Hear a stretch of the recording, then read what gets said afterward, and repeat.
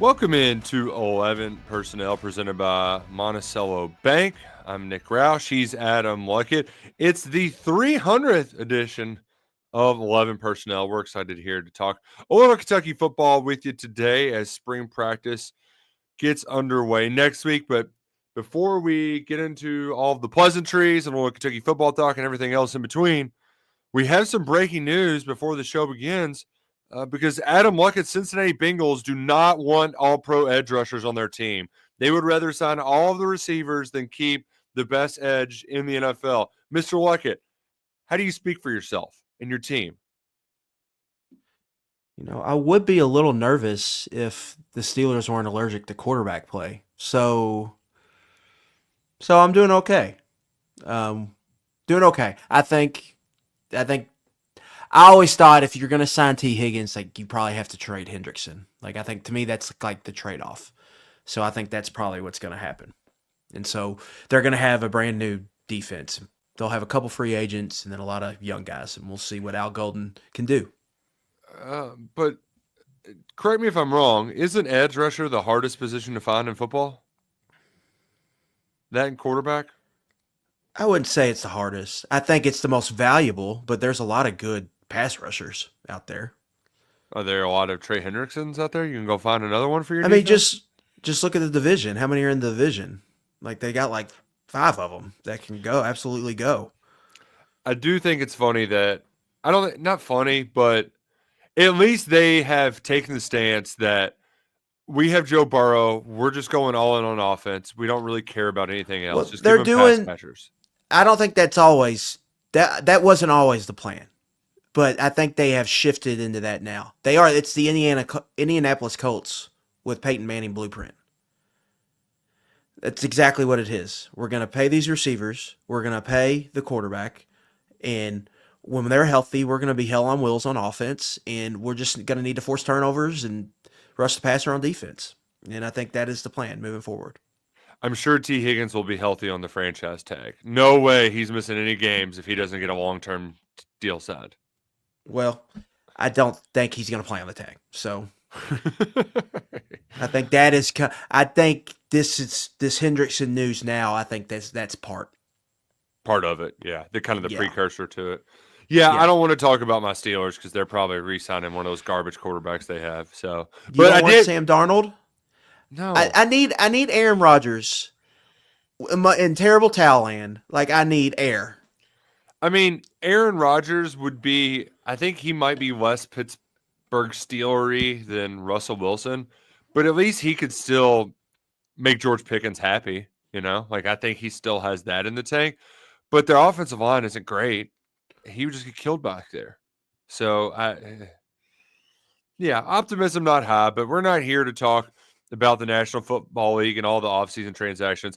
I wouldn't mind if DK Metcalf somehow found his way into Steeler land. That would be fun.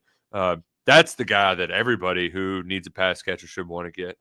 But we're not here to talk about NFL free agency that's upcoming. We're here to talk Kentucky football because the Cats are starting spring practice next week, getting some practices under their belt before spring break, and the madness of March begins. And then we'll have 3 weeks with 4 practices a week.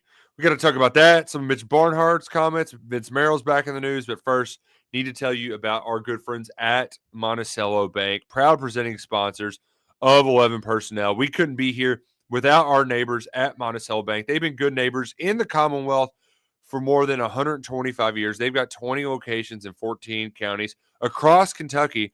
So hurry in, speak to one of their mortgage lenders today about their HELOC special. Use the equity you've built in your home to finance special home projects and improvements, whether it's that nice deck you've been waiting to put on in the back, want to finish your basement, maybe there's a new addition on the horizon. Use that equity in your home with the Monticello Bank HELOC special. Visit NBCBank.com or visit them in person and tell them 11 Personnel sent you. Monticello Bank, proud presenting sponsors of 11 Personnel, Monticello Bank, where people matter. Member FDIC, equal housing lender. Mr. Luckett, we it's been kind of nice. Like I feel like we've had a nice steady drip of football content on the website because there's still stuff to parse through from our interviews last week. The spring briefing series is ongoing. And then also we're getting just a little bit of news here and there. A little bit of this, a little bit of that. And I didn't have the Mitch Barnhart offseason interview with John Hale bookmarked because you never know when that guy's going to talk. He doesn't like talking publicly, but he did talk. I think it took him a while to get to it, but he finally did speak publicly about Kentucky's 4-8 season. And look, if there's one thing we've learned about Mitch over the years, it's not just that he rarely talks; it's that when he does, he gives a lot of word salad. So you kind of had to parse through a lot of it. But John Hale, who does a great job for the Herald Leader, the first quote was the one that I think really set the tone for Mitch Barnhart's take on Kentucky football, which was, I'm confident that Stoops loves this place. He's all-time winningest coach here, and that's saying something. There's been a lot of people who tried hard here, couldn't sustain it, and couldn't work at it. A one-year blip is not what I would call sustaining it. Now, if we get 2 or 3 more, a couple more years, we're still not back to where we want to be, sure. Then you have to have a conversation about, what are we trying to do here? How do we do that? But he's absolutely engaged with our guys. Staff is over there working hard at it. And we've got a good group of guys coming in. What was the first thing you thought when you saw that quote? Yeah, I think you mentioned Mitch is king of the word salad. Like, I always think about the Cal versus Stoops press conference. True. And I had to cover that for the website on a Saturday. That was wild. And transcribing all of that. Well, you think that was wild. Like, that's fun. But then someone had to sit there and transcribe that. It took hours. Were you at home that day, or were you in because I was in the room. Were you in the room too, or were you at home? I was in the room. Yeah. I don't remember you being there. I remember Drew being there. Okay, maybe I wasn't there, but either way, because normally he doesn't he does like 1 or 2 of those a year maybe, and it's usually like pre-football season. But it'll get back to this quote, like he never puts any heat on his coaches ever publicly. He definitely does some screaming and shouting behind closed doors, but he never does it in public eye. Yeah, that is a good point to make. And so when you find out that he did a one-on-one, you never jumped into this thinking, oh, he's really gonna. The only coach he's really ever hammered publicly is like Calipari, right? Yeah. Like when Calipari lost to St. Peter's, he sent out the "This is unacceptable" letter. We're gonna get blah blah blah blah. Calipari's really the only coach he's ever really kind of really pressured on. To me, Nick, my biggest takeaway of this whole thing is that just personally, I believe there is a divide in that football building, in the administration side, and between the fan base of what is a one-year blip or not. Not everyone in the fan. Now, this isn't everyone, but this is, I think, a good chunk of the fan base feels like they are on a 3-year schneid. Mm-hmm. And it's getting sold as a 1-year thing right now. And that's where I think, I wonder if they're on the same page as a good chunk of this fan base is. And I do wonder if they are ready for what the season ticket sales might look like and what could happen if the season starts or snowballing on them. Especially how challenging it is early. What are those crowds going to look like in October, November? I mean, there were chants for another coach at the last game. That coach still hasn't left to take into the job. Those chants will come back. Yep. So I just when I hear them say that, I just, because let's be real about it, that 7-5 in 2022 wasn't the same as 7-5 in 2016. No. These are different. 7-5 in 23 wasn't the same 7-5 as 2019. Especially the 2022 one, because it had losses to South Carolina and Vanderbilt. So you felt like the floor should have been 9-3, in 23, they went like 2 months without winning a game. They haven't won a home game since September of 2023 against an SEC team. So That's the part that particular 3-word phrase. And Marrow would mention it when he would go on to Stoops' show. Stoops mentioned it. They had to get that out of their vernacular. And you know what? Stoops didn't say that a week ago or so. Mitch saying that, like, it cannot be a part of your vernacular. It just can't, because you were a preseason top 25 team 2 out of the last 3 years, and you were nowhere close to getting to being a top 25 team. You just bought bare bones. You underachieved expectations. Both those seasons. He just did. And then, so that was really kind of this interview, that to me, that was the big takeaway. And then, what does the 1-year blip mean?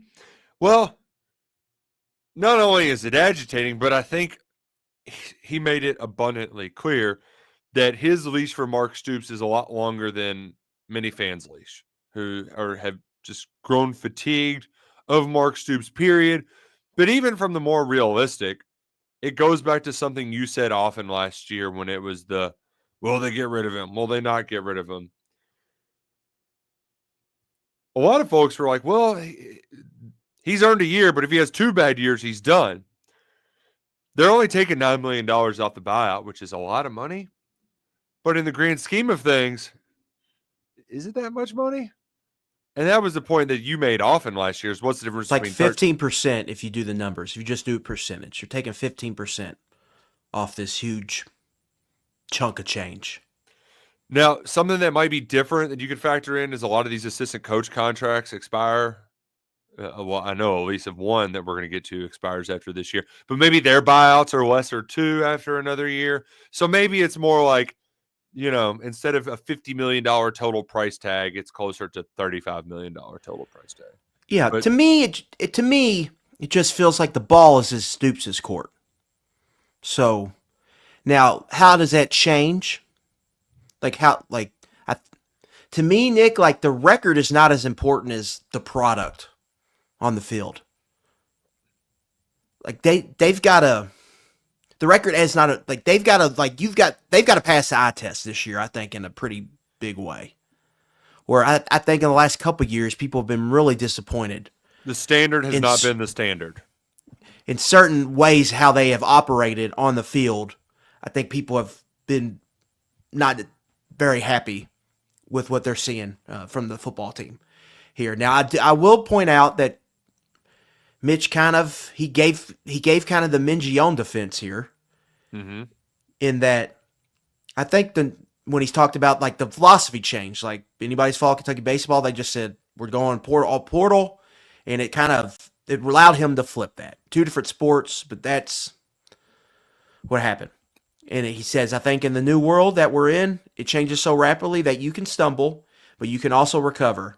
That's why I bring up baseball, because I think that's the most obvious of the sports that has gone through something like this, that was able to come back and recover. And I think that's sort of where we are as we stumbled and did not have the year we wanted to have. So now you've got to find a way to recover.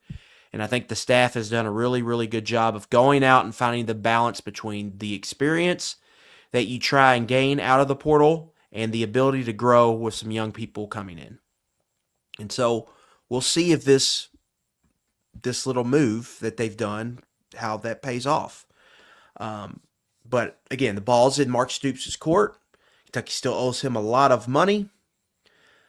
And I think he's probably pretty safe unless it's a dumpster fire this next year. Yeah. What happens if Calzada gets hurt or doesn't look good first few games? You go to Cutter Boley and you get a couple of those Louisville performances. Where are you turning there? Now, yeah. I do think it's important to realize Stoops did not play I'm resetting the staff card. And typically coaches that get fired or have any type of stability, they get to play that card going into the big hot seat year. Mike Norvell is a perfect example of that this year. Uh-huh. He got to play that card in Florida State. Kentucky Stoops didn't play that card last year. And that's still a card I think can be played here. And so I think that's important to remember too. And the big thing is How many times did Gus Malzahn get play calling duties and then give him back to his offensive coordinator? right. You see it. I mean, you see it all across the sport. NFL too. It's great. I love it. It's my favorite thing to do. So my thing with the divide is, I think the fans have seen that changes have been needed, and there's been like a 3-year type of period here, where now they're just starting the changes. But then again, there's also a change that they could do next year.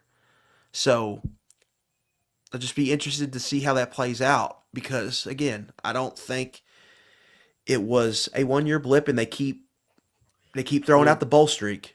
Yeah, see, and that's the other thing that has to be mentioned in all of this. 6-6 isn't going to make many Kentucky fans happy. Like you're not going to get universal approval ratings from Mark Stoops like you had him in 2021. But according to Mitch Barnhart, I mean that's what he's telling us. He's saying that's the standard here. Even if the preseason expectations are high, if you go 6-6 here, you're good. And you would hear, like Andy Staples and the other people of the world would have those takes along the lines of, hey, this is the best job because if you go in 6-6, everybody's happy.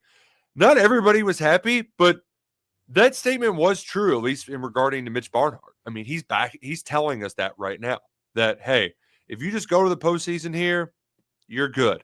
Now, in this guy's humble opinion, we can get to the strength of schedule. I know that was something we wanted to talk about today, but if you've got one of the 10 most difficult schedules in the country and you go 500 against that, you're probably beating some really good teams, and that's probably a pretty damn good year. Now, I know some will disagree with that, but I did think it was at least noteworthy that the expectation part has clearly been defined by Mark Stoops' boss. Whether or not that's amongst the entire fan base, I don't think so. But I do think he made it abundantly clear that like you're good if you go 6-6 here. Like it or not, that's what the boss thinks. That's calling all the shots over there. Right. And again, I think going into this year,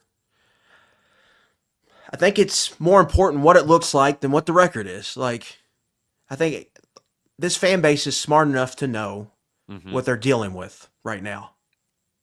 And this is, I think, the sentiment by McDouble with pickles, which I would do the double cheeseburger if it was me personally. That extra cheese makes a difference. But McDouble with pickles says, I think I could be happy with 6-6 if every game was hard fought and we didn't have a bunch of non-competitive losses.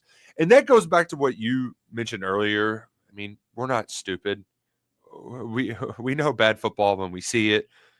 That loss to South Carolina 2 years ago was pretty embarrassing. The mistakes they made, just the self-inflicted mistakes.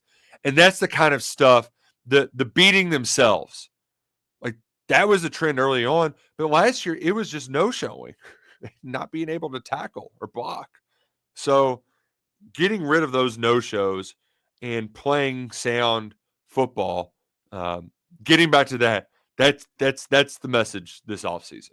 The clear message that they have to get back to being a hard-nosed football team that has a very high floor. Yeah, I agree with all of that.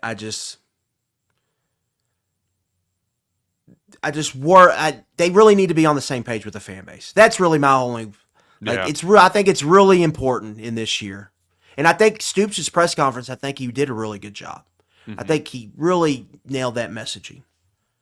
But I think throughout this, it's really important because if you're not and you're saying stuff like a 1 year when it's really been a 3-year kind of slide, I don't think that's going to go over too well. Oh man, the last quote at the end of John's article I was like, no, Mitch, don't say it, because he started with, we have people that love this program at a high level. I'd say 95% of our fan base really don't know much about the legislation or litigation that's going on out there. I'm like, whoa, Mitch, no, don't talk down to him like that. But he said they know one thing, that Kentucky means the world to them, and it's really, really important to them when they turn on the Cats that we play well. So that's our responsibility to those folks. He almost went mansplaining them about you all don't know what we're dealing with. I Well, was like, part of that's a really good point, and kind of hits on the messaging I'm talking about. Like they've got to play harder. Like I've kind of hit it, needled around it, but they just got to they got to look more like they care more, right? They yeah, look like they didn't care a lot last year. yep, They've got to get back to playing for each other. They playing like a team. They didn't do that last year. Just point blank. yep. But the other part, I don't think it's wise for Mitch to sit here and try to explain to people like how tough they're going to have it with this revenue sharing. Okay, but I mean, everyone else in the league is dealing with this, and in some ways, it'll even the playing field for a place like Kentucky. And additionally, we don't know. Well, then tell us, Mitch. Send out emails like all the other SEC ADs are doing right now, explaining what revenue sharing means for Kentucky fans. I'm sure you would love to have a document handy, but just explain it to us. Get us ready for it. You don't have to leave us in the dark. Mark Stoops, at one press conference last year, basically said that Mitch gave him the green light, that everything they're going to be good and they won't fall behind. It goes back to maybe what he said about there were some candid meetings, and sometimes it wasn't easy. So to be a fly on the wall for some of those. I think you go back to the season. Like Stoops, like his messaging changed. It was like I think right before the overnight Texas game, almost. maybe it was that presser where he quit, kind of just complaining. It's like, yeah, we're gonna be all right. They're gonna take care of us. Yeah. So obviously, something happened there. One of those a candid conversation went well. Yeah, and so really, I think Stoops doesn't talk as much as I think he probably should, but that's probably nitpicking a little bit. Mm-hmm. But I really think messaging is really important, and I think I don't like stuff like don't panic. In the little stuff he did last year, I just don't think that's needed right now. No. Again, I think Stoops hit that home. Yeah, you know. Well, we'll see how steady he can keep it throughout spring practice. I would just change the verbiage of a 1 year blip. Like it was a little bit more than that. Let's get it out of our vernacular. Let's do it right now. I got to ask you about some more messaging, but first, look, have you been to rowback.com this week? Did you check out the new Kentucky game day gear? I did for a minute, yes. It looks pretty sharp. The first off, the rowback polos are great. Love the collars on them. They're dry fit, of course. Wicks away all the sweat. It's a high quality shirt. I loaded up on some rowback game day gear, and I used promo code KSR, and I got 20% off with that promo code. All first-time users can get it, especially with the new game day gear swag. They got the state of Kentucky pattern with the UK logo. And then they have, it looks like a Rupp-Arena. That's pretty neat. Rowback, they make some of the best essentials out there. RHOBACK.com, promo code KSR. The new game day gear just dropped. So go ahead, pick some up before March Madness arrives. Rowback.com, RHOBACK.com, promo code KSR, 20% off your first purchase. Not only do they have the game day polos, like I said, but also pants, shorts, Q-zips, hoodies. They've got gear for your gal as well. It's not just for the men. They've got the skirts, the shirts, the sweatshirts. And I admittedly like it. I had to deviate, and I had to get, I don't like to be the wear the UK stuff in the press box. I'm old school. Big J journalist. So I found a nice golf polo. It was green. Change up the colors a little bit. And they have one that's just the state of Kentucky and doesn't have the UK logo. So I'm just supporting the state of Kentucky, not the university. See, we got workarounds here. I'm still a professional. I'm just supporting the state, the Commonwealth, not the Commonwealth's team. So semantics. Boom. Bang. They have a football guy one too that was sold out in my size. That was really cool. It was just a bunch of blue football helmets. I was like, damn it. I wish they still had my side. Rowback, they got the best patterns out there, the most comfortable style. Rowback.com, promo code KSR, 20% off your first purchase. The other I'm curious what message you think was being sent now that Vince Marrow went on another job interview. What did you think when you saw that news? Like it? Wasn't surprised. I mean, I think if Vince was ever going to leave, like to me, I always felt like going to be a head coach was probably a little more realistic than going to be like do the same job at like Louisville or North Carolina. Mm-hmm. Now, North Carolina, different circumstance, all that. So I wasn't surprised. It's just a lot in one off season, and it makes you wonder. You know, Vince is entering the last year of his deal too. Yep. I admittedly was surprised that there was a job that's still open in college football in March. I mean, pretty remarkable. NFL carousel got him there, but yeah, Because that's what happened, right? He went to go be the quarterbacks coach for the Eagles. right. Yeah. So, but I was like, oh, okay. I know there's a lot of folks who will probably get going, Vince, get out of here. Or they'll also do the. That's one way to put it. I mean, there's a lot of people who's like, just, well, pack your bags and leave. I'm tired of hearing about you interviewing for another job. There's some real fatigue there, and I understand it. I also. I think the people who say, oh, he's just trying to get a raise, I don't think he's necessarily trying to get one right now, other than the fact that it's a contract year. And his agent probably wants Mitch Barnhart to know that 4 other jobs have wanted him to be there this year. So that's something that comes up in contract negotiations, that there is competition for him. And that's why Vince doesn't, like he interviews for every job, you know, he's just going to. So I'm not, my biggest overall takeaway on all of this though is just like, I just would never imagine him leaving to go coach a job in March. It'd be one thing if this was early December and he could, you know, get some 3 stars from Ohio, maybe steal one from a Power 5 ranks, go play for him. But I can't imagine walking into a roster at this juncture in the offseason. Feels like a lot. So I doubt that the big dog is moving on to greener pastures. And I would just say that the quotes he's been given after these job interviews, he can maybe have a chat with Slacks or somebody about how to say it that doesn't sound so weird. It's been a little weird, right? Some of these, like he was like, oh, you always want to have options. Like, I don't know. Well, they've just been so public, all 3 of them. And I think Vince, that's kind of how he likes to do business in some ways. But they've just been so public. Coming off that year, it's a hard sell, I think, to the fans. I think it'll be fine. Part of me just thinks don't even say anything about it. Like that's my bigger thing. We don't need the football scoop report. And you know what? Coaches do that all the time. I bet you Chris Collins took 3 interviews last offseason before he got promoted to co-DC. You know, I'm sure of it in some form or fashion, or they were formal, right? Not, like you hear of everything with Vince where you probably don't with other people. Exactly. Now, I think the Bowling Green one's probably a little more difficult because it's a head coaching search. But the North Carolina and Louisville ones could have happened without us finding out about them. Yeah.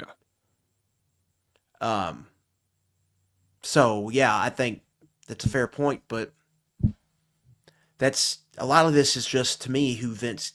It's just how he's built and how he operates. So again, I don't think it's super big of a deal, and him going after this job, I don't think is crazy. Like Bowling Green is pretty much Toledo. Yeah, like pretty good. Right, it's right. They're the rival for Toledo.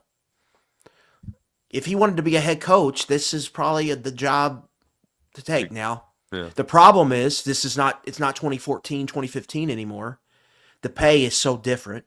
Yep. He's going to go from making 1.3 here to $700,000. That's like half. Yeah. That's like half. So, and in 14 and 15, you didn't have to worry about your best player is getting rated from the portal. I mean, Bowling Green's starting right tackle is playing for Kentucky this fall. Yeah, that's on top of all of that. Do you want to just deal with what you have to deal with? A MAC coach. See Joe Moorhead. I mean, look what he's dealing with in Yeah. Akron. Now, I would say Bowling Green's a lot better job than Akron. It's easier to Yep. get players there. So that would, but yeah, I mean, that's not a terrible example. You know, a lot of guys there, they tell you once you start having some success, get out of there. Look at Scott Leffler taking the Eagles. Right. Job. I want you to tell me something like it. Have they always scheduled official visits this early? It's typically around the time they start announcing. It is? Now, what is interesting? Okay, because there's a new one that you just had, J.J. Edwards. Nick, you go through our official visit list. Yep. And I'll be dadgum. All of these guys are defensive guys. Just about. And they're all being recruited by Brad White or Chris Collins. I think maybe you were just seeing them operate more aggressively in the space and getting OVs locked in. And then I think LaDainian Washington's got a couple. But none of Vince's big guys yet have locked in dates. Wolford will have a few, he'll have a handful of guys. You're not seeing his pop up yet. A lot of these guys are guys Brad White's in on or Chris Collins is in on over on defense. That defensive staff, to me, just from covering this, they are being a lot more present. Like, I noticed their social media accounts a lot more. Yeah. Than I have in the past. The pics from Hairston, with Hairston and whatnot. So I think just seeing that, I think there's probably been a change of philosophy in that defensive meeting room, how they're going about this. I don't know why it wouldn't bleed over to the offense too. Why would it not? Why wouldn't we all be on the same page in that? I don't. It feels like a very small thing, but it does make you wonder. Yeah. Like Andre Clark, blue chip defensive back from Virginia. Brad White, official visit. Ashari Charles, 4-star, I think kind of like a defensive back, official visit. Let's see here. Keep going down this list. Carson Baker, I don't think has announced an official visit yet to Kentucky. Jordan Crutchfield, wide receiver / defensive back, Fort Pierce, Florida. Chris Collins, official visit to UK. LaDainian Washington, Greater Orlando. Larry Miles, official visit. Great name for Karsten Bush, linebacker, official visit, Louisville St. X. Now, we all know this is Vince territory, but Brad and Mike Stoops were the guys who did those in-homes. Official visit, locked and loaded for Karsten Bush. Jaden Terry, wide receiver out of Georgia, Mississippi State and UK, official visit locked in. Chris Collins, recruiting him. JT Barlow, safety from Alabama, Chris Collins, official visit. Brad White, Elijah Satchel, an edge from New Jersey, Camden, New Jersey, official visit to UK and NC State. And there's a couple more. It's just a lot of these guys. It's a lot of the defensive staff guys. I just found that interesting. Well, Brian Windhorse fingers. What does it say about? Certainly noteworthy. We appreciate your due diligence. There's one other thing I wanted to hit on, but I needed to talk to you about my perfect franchise first. Do you think you could manage a franchise? I don't see why not. Especially with Andy Ludicke's help, right? I mean, he could give you all the expertise you want and need to start your own franchise business. I mean, you can get out of the corporate rat race, diversify and build your wealth, leave a legacy, and hell, maybe just you want to create a side hustle. Andy Ludicke is a franchise consultant and a franchise owner who helps people find franchises that fit their skill sets, passions, and financial requirements. His service is 100% free, and he's here to help if you have any questions about business ownership. Head on over to myperfectfranchise.net to learn more, or you can text or call Andy at 404-973-9901. You can also email him, Andy at myperfectfranchise.net. Get your franchise rolling with Andy Ludicky. Use his services to help diversify your wealth portfolio. I don't know if this is technically a franchise, but one of my buddies bought a vending machine. He's doing the, what was the guy from NC State last year? He had the vending machine business. What was that guy's name? Big fat guy? DJ Burns? DJ Burns. Yeah. He had himself a vending machine business. My buddy's getting in on the game. How much of your own supply are you getting into if you buy a vending machine, right? Like I gotta snack a few Reese cups every once in a while. If you go to a vending machine, you're desperate. What are you getting out of there? Are you doing the Hostess cakes, the candy bars, or like a bag of chips? Like you're at the hospital. Mm-hmm. Wife's having a baby. Yep. Sometimes that's what you got to go to. So, like, a lot of it depends on the time. Do you want, are you up late? It feels like breakfast. Do you want to just grab a Pop-Tart? Oh, Pop-Tart's good because it's kind of filling, Yeah.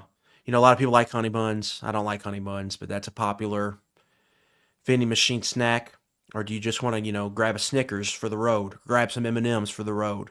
Ooh, M&M. I'm a peanut M&Ms guy. Same. Yeah, yeah.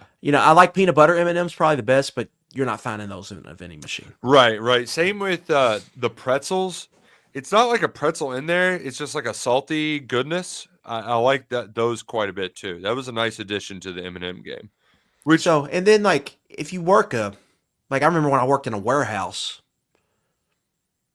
you get hungry, doing kind of manual labor, you're on your feet. Mm-hmm. You would need something just like a little pick, just a little snack, 3 o'clock or whatever. Right. So if you work in a cubicle, probably have access to a vending machine, same kind of thought process. And so I guess it just depends on what you're really looking for. I do. Pop-Tart being the first one off the board is a good call though, because that's vending machine material and it's pretty filling, even though it is just loaded with sugar. They're so good. Well, brown sugar cinnamon. I mean, you can't beat a Pop. Now, do you heat your Pop-Tarts?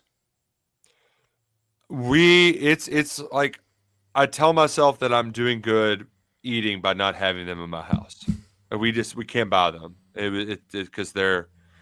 And the answer is yes, unless it would be a hot fudge sundae that would do cold. And then see, I've never been big on the heating. I just eat them room just temperature. Regular. Yeah. A s'mores Pop-Tart out of the toaster is the second best s'mores product. The number one s'mores product is s'mores cereal. The s'mores cereal is just outstanding. Did you see some of this Girl Scout cookie propaganda? Because that's what I'm going to call it, because I don't believe it. Oh, what Girl Scout cookie propaganda? What's this? They make Girl Scout cookies in Louisville. You can't be bashing them. I think Will Compton was the first one I saw it on. I think it might have been discussed on a Joe Rogan podcast. But basically, Girl Scout cookies are loaded with some of the worst artificial ingredients on the market. Like, they're absolutely terrible for you. Okay, yeah, it's a cookie. I expect that. So I don't. Some people were reacting to that online. I saw it and it was like, well, that's unfortunate. You never want to hear that for something you like. Like, you never want to be that in the conversation, but it's not going to stop me from going to this fish fry tomorrow. Yeah, and buying a couple things of tag-alongs. You're right. Like, I don't. What do you expect? I mean, and it's also, I would be more aghast and just like, oh, if it was. I mean, Girl Scouts are seasonal. This is like being surprised that Peeps are bad for you. You don't eat Peeps all year. You don't need to worry about Peeps in August. I, for one, find them revolting. But if you're a Peeps liker, it looks like synthetic garbage, and it probably is. But you're only eating them like a weekend or two of a year. Same thing it's like with candy corn. Yeah, or eggnog. People hate on terrible. People hate on candy corn, but it serves a purpose. It's the one time of the year. Like, I'm only for the season. Exactly. I'm only eating Girl Scout cookies this time of year, so I'm not going to be too mad about it. I will say I was strictly a tag-along guy for the longest time, but now I've got a new favorite. Can you guess the new favorite? Thin Mints. I've come around on mint chocolate, Yeah, but Thin Mints are fire. but Samoa's, I think because it said coconut on it, I was just like, oh, gross. And now I could eat a box in about 5 minutes. They're so good, and they aren't very like rich either. So I feel like I can just pop one or two in, and it's nothing. Yeah. Oh, To me, it's Tagalongs and Thin Mints. And do then you Taylor does Samoa, so that's her favorite do you cookie do that we have. tagalongs in the fridge? I have. Yeah, yeah. That's well, I mean, so Thin good. Mints in the freezer. You pop a couple of those with your morning coffee. Like, that is the best. Just the Ooh. absolute best. Oh man, it's Lent, so we're supposed to give up things and be better. And I've just been eating sweets like it's going out of style, and we need to cut back this conversation.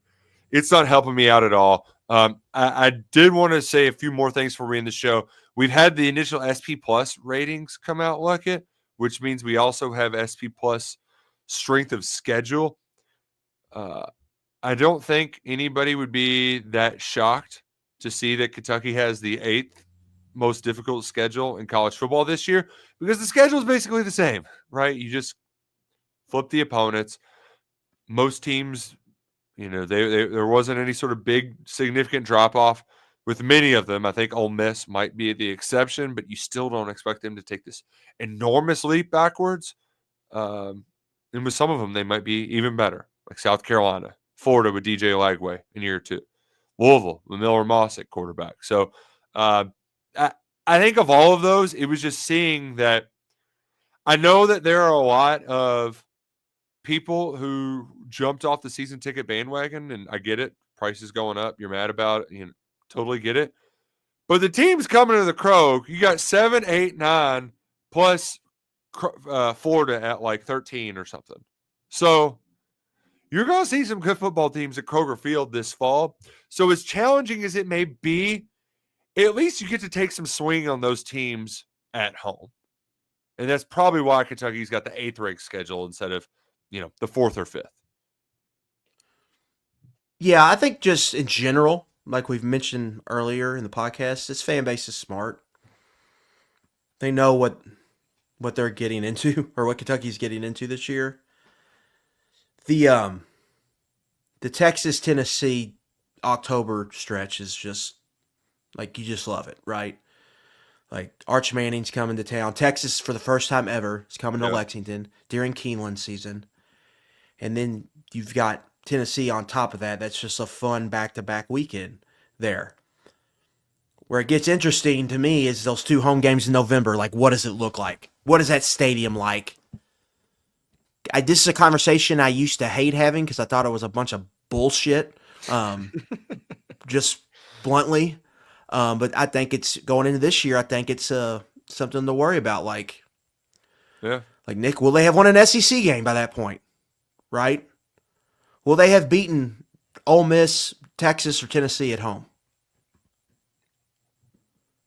You got to hope for Ole Miss. If not, that streak's not looking good. And then you host Florida on November 8th before playing Tennessee Tech on Senior Day and early Senior Day this year on November 15th.